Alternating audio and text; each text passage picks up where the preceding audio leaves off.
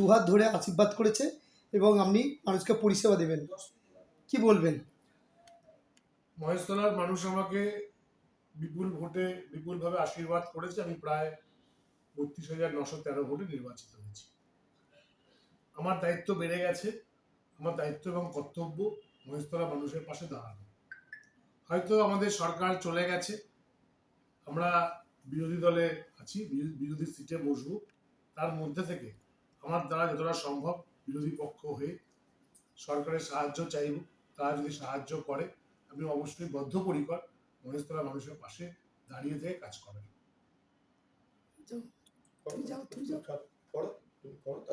শুভেন্দু অধিকারী বলেছেন যে মমতা বন্দ্যোপাধ্যায়ের প্রকল্প যেগুলো আছে সেগুলো থাকবে, কিন্তু আমরা দেবো অন্নপূর্ণা প্রকল্প, কিন্তু এতে অনেক মানুষ পাবে, অনেক মানুষ পাবে যারা আজকে আমি দেখছিলাম যাদের নাম লক্ষ্মীর ভান্ডারে আছে তারা অন্নপূর্ণা ভান্ডার পাবে।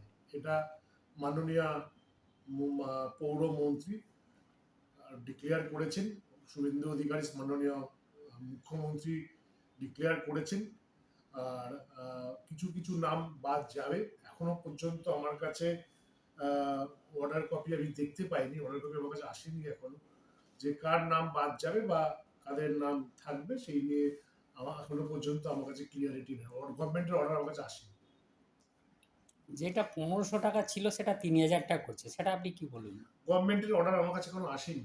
1500 3000 হবে না, 1530,000 হবে না, 1500-500 হবে, আমি অর্ডার কপি না দেখে বলতে পারবো না। তো ন্যাচারালি আমার কাছে গভর্নমেন্টের তরফ থেকে কোনো অর্ডার কপি নেই। মহেশতলা পৌরসভা এসেছে কিনা আমি বলতে পারবো না। আমাদের কাউন্সিলরদের মিটিং আছে 20 তারিখে।